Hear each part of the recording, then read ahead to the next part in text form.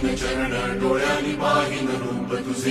प्रेमे आलिंगन आनंद पूजन भावे वाळीन म्हणे नमः त्वमेव माताच पिता त्वमेव त्वमेव बंधुश्च सखा त्वमेव त्वमेव विद्या द्रव्यं त्वमेव त्वमेव सर्वं मम देव देव कायेन वाचा